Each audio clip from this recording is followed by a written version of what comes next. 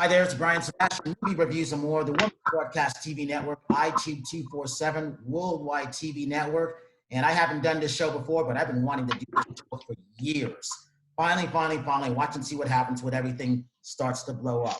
So I'm really happy about this because my friend Ishmael and Anders, who used to march with the Blue Devils, I talked to him 2 years about doing a show, Drum and Bugle Corps. People who used to march, people who are doing something in the activity, to know what happened to them when they went on after the fact. So without further ado, I want to have everybody introduce themselves. Let's start with ladies first. Daisy? Hi, I'm Daisey Hilbun, and I marched Pacific Crest for 4 years, starting in 1999, and then continued on independent winter guard, but now realtor.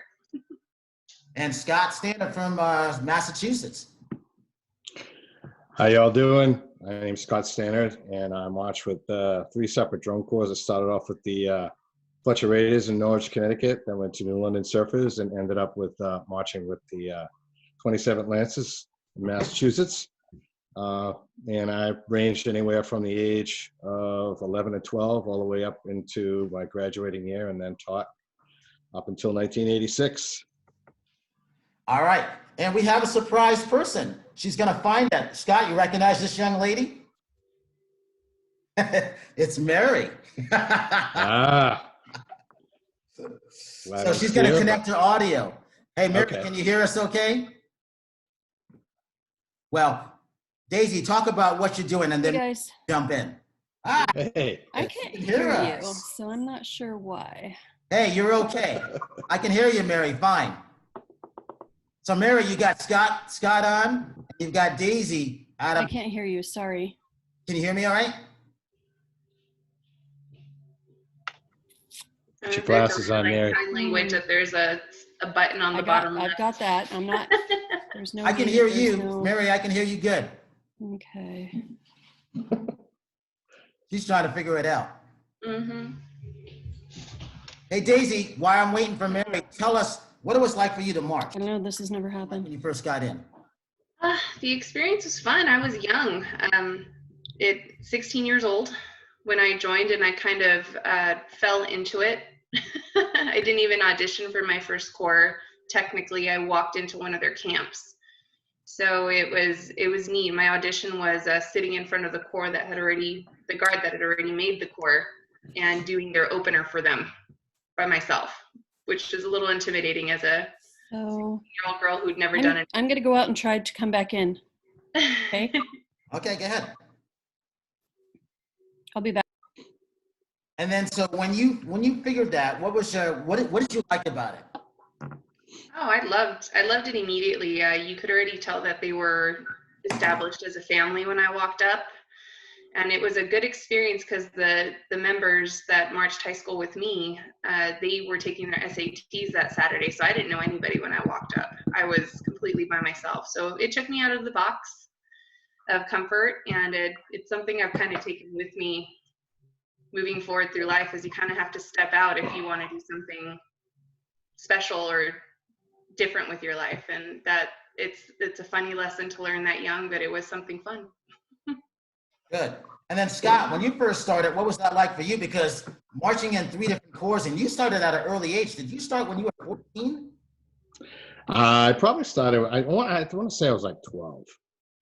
And it all started, it's kind of strange because I didn't really have any interest at the time, but my dad, he called it a glockenspiel aboard ship on the USS Fulton when he was in the Navy.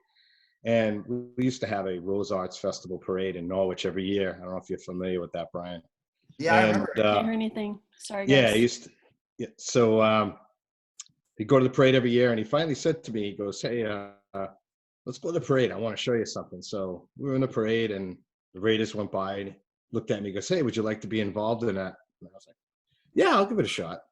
So I went to a rehearsal, and me being not knowing anything about it, they said, "Have you ever played an instrument before?" And I said, "No." And they said, "Well, we'll start you off on, maybe cymbals a bit." I said, "No, I want to play the snare." He looked at me and he goes, "Well, if you had no experience, you really have to start at the bottom and work your way up." I said, "I don't want to do that." So I ended up sitting out for 2 years.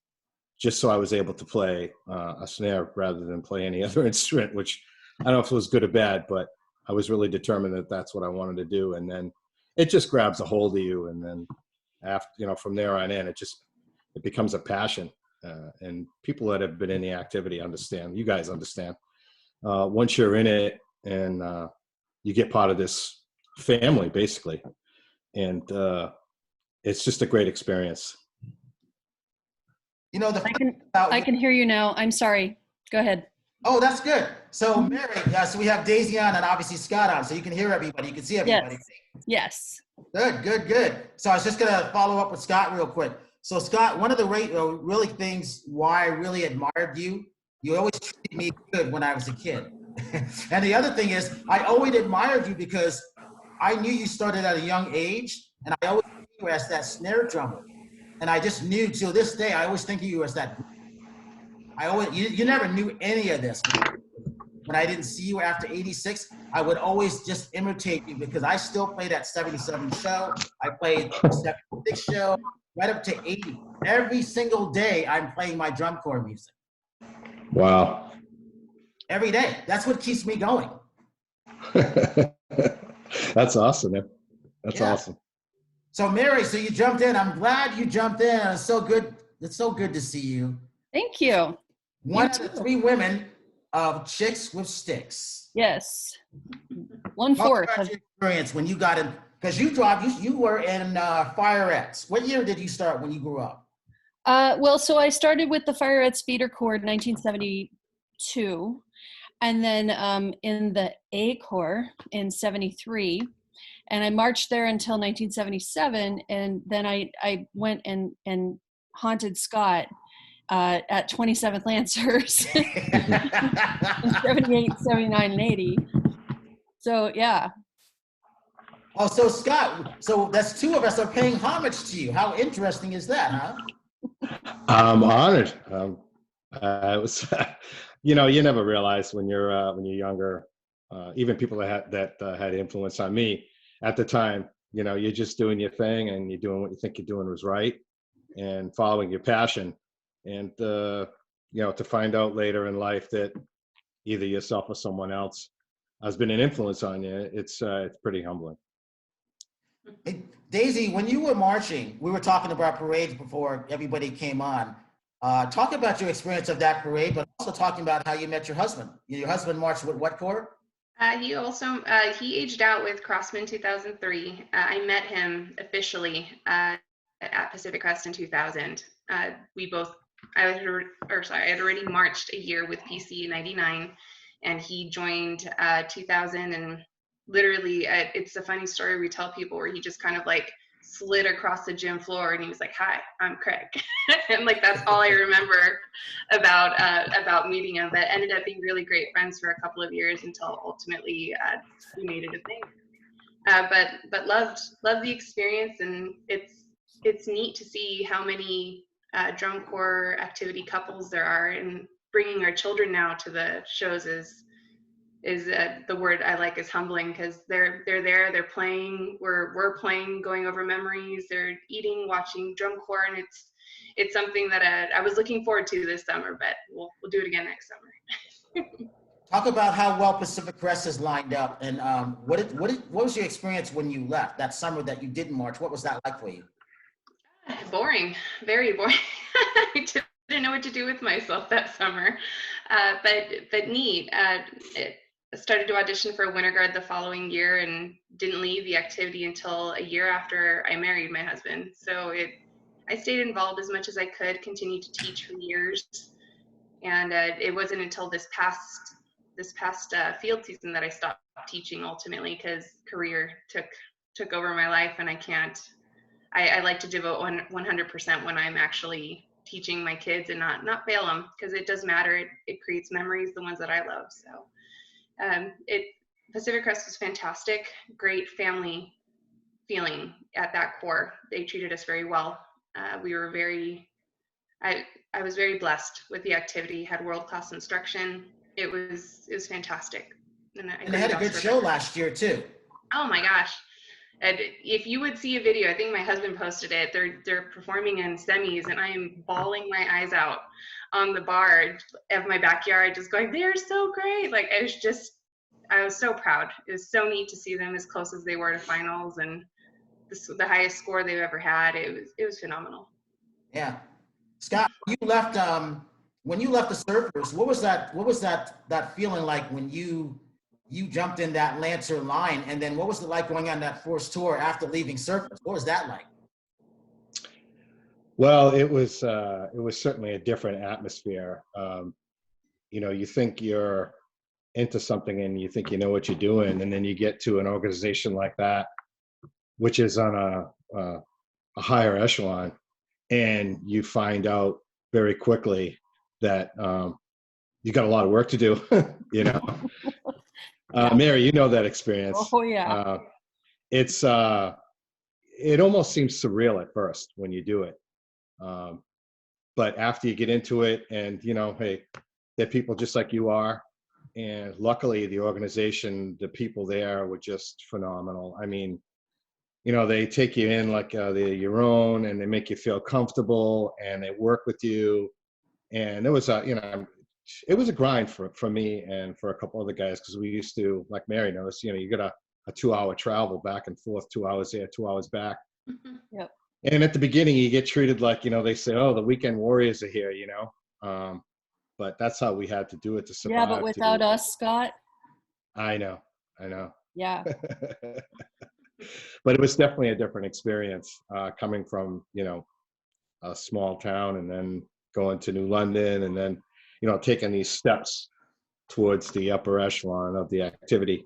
It's not easy. You got to work hard. There's no, you don't get a free ride, Yeah. But it was a great experience.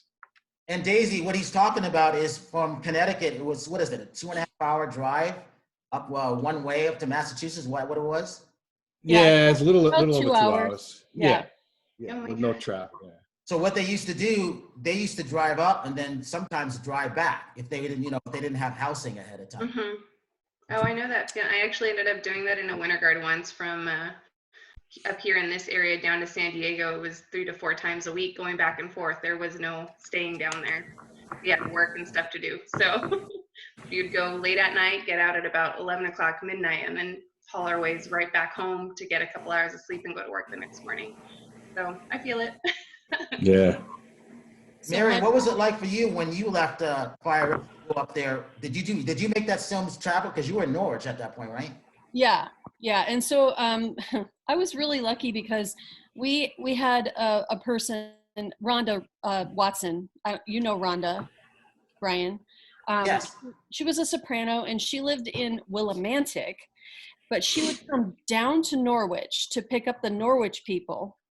And we would all go in her little frickin' VW bug up to Revere, because Lancers didn't always have they didn't have weekend camps. We would just practice on Sundays. And so she would come, down and get us on Sunday morning. We'd Zoom up there, do our rehearsal, and then come back down and go to school the next day. So that was great during the non-season part of the year, but I was still a senior in high school. Or a junior in high school. And during, when we started competition time, they were having rehearsals every single night, and I couldn't always make it. And I got chewed out one day by Michael Coomer. He just chewed me out for not making it to rehearsals, and he didn't know that I was coming back and forth, 2.5 hours each way. Scott is laughing. Scott, did you know she was doing that? Oh yeah. Yeah. Oh yeah. He knew I was in. I was in that V-dub too. I was one of the clowns in the V-dub coming out at the end. Well, so by that point, Scott, you were in Revere, but I wasn't yet because I was in high school. And so Rhonda, because I was bawling my head off, oh my God, they're yelling at me. What am I going to do? And so Rhonda, every single night, she would come get me for or every afternoon, she'd come get me for our evening rehearsal. We'd do our rehearsal, and she'd bring me home, and then she'd have to go back to Revere because she had a job. And she turned around. She brought you back to Connecticut and went back to Massachusetts. Yes. Oh my God. God. Every single night, because she didn't want me to get in trouble.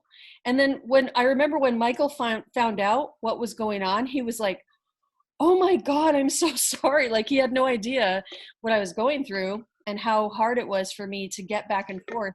But he was, very apologetic, but he understood. But it was a very, very hard time for me. But I did it. And the hardest thing was that I was a female in an all-male drum line, and they were not forgiving humans. Just weren't. God, how did you treat her? How did I treat her? You want me to tell you, or do you want him to tell you? Well, actually, I'd rather hear your perspective. Well, I mean, most of the time Scott was so damn funny and fun to drum with, I mean, I just loved the first year I stood next to him, and he was funny as hell. But when he got mad at me, it was not good. And I deserved it. Like, I freaking deserved it. If I didn't do something well, he told me, and he gave me shit, and I deserved that shit. I mean, but he was good to me. So Daisy, the funny thing about this is that drum line was kick-ass. Oh, I bet. I think because of that set the tone. Talk about, Mary, how long were you in the Corps for? In 27th? Yeah. 3 years. What was your age out year? 1982. I aged out in a different Corps. So were you in Lancers in 80? Yes. All right, so talk about going to the Olympics. What was that like? Well, Scott, you were there, right? Yes, I was. Did you march with us in the Olympics? Or were you? I was instructing, but I jumped in at the opening ceremonies. Okay. So, I mean, we both have Wait a minute, how did you do that? I just slid right in there, man. Good for you. What was that experience on, like? so whatever. But got to get some of the glory. We were treated like Olympic athletes when we went to the Olympics, literally. So we were treated like royalty. They were so good to us. Like if we had a rehearsal, like we would have to rehearse on the ice rink, on the practice ice rink, and because that's what we were marching on. And if we had a rehearsal and it was lunchtime, they brought us boxed lunches. I mean, it was just a really nice thing. And we were actually there when the hockey team won. It was pretty surreal. Oh, the Miracle on Ice, right, yeah. We were there when that happened, so that was pretty cool. We didn't get to watch it. We were rehearsing, but whatever. We were still there when the American flags were flying all over the place, and it was really cool. Daisy, did you ever hear or see that video of Lancers going to that Winter Olympics at all? I haven't. Now I'm gonna have to look it up. But yeah. So Daisy, we performed at both the opening ceremonies and the closing ceremonies, which were 2 weeks apart. So we had to go up to Lake Placid on these nasty ass buses. Sorry about my. Are those the ones that kept breaking down all the time? These buses would break down every 5 seconds, and we had to get up there, and we had to pray that we were going to be able to get over this one bridge because it was super like icy. And so we got up there, and we were there. We did the opening ceremonies, and then we had to come back, and then we had to go back 2 weeks later and pray to God that we made it over that same bridge to get to the closing ceremonies. And we saw so many amazing things. We saw a lot of celebrities. And Scott, do you remember seeing Eric Hayden skating around in his underwear one day? No, that's not something I remember. I'm sure the women would remember that. There's a picture of it somewhere, but anyway. Oh, that's funny. That's funny. Yeah. Hey, talk about I've got about 8 minutes left. Mary, talk about when you aged out. What was that like? And then what had happened that the summer of nothing? What was that feeling like for you? Well, so I aged out in 1982, and I don't know if you know this, but that's how Chicks with Sticks were formed, because there were 5 women in snare lines that year on the field. And normally it was just me and maybe somebody else. But that year there were 5 women, and 4 of us got together on the field during, what do you call that at the end? What's that? Retreat. And so we got together and we took this picture, and it sort of became famous. And it was years later that we got back together to form Chicks with Sticks, but that was the picture. It was taken that year. But, you know, in 1983, I was teaching drum corps. So for me, it was okay that I was aged out. I was teaching a drum line in the Northwest called the Spartans. And they ended up, you know, being, that corps was just really bad when I first got there. They ended up being in the top 20, you know, 6 or 7 corps. I mean, they were really good. And that's in the days when there were hundreds of corps, you know, competing. So, Right. yeah. When you aged out and you started teaching, what was that changeover like for you? Was it easy for you? Because you stayed with the Lancers. Well, I mean, I started teaching when I was marching in 27th. Like I was teaching Fantasia. The year after, the year that I marched in 27th, the first year, that winter, I started teaching Fantasia's drumline. I was 17. And so I was teaching Fantasia every single winter until, you know, I moved to California. And so then after that, aging out and teaching was seamless for me. And then Scott, what was that like for you? Well, I mean, I started teaching immediately after I came out of my last year marching. And at the time, all of the sections were already filled as far as instruction. And I had always, and Mary knows this, Zingali was teaching us at the time, and he was an absolute lunatic. And he would come over to the drum line all the time, and he'd be screaming at us, "What are you doing?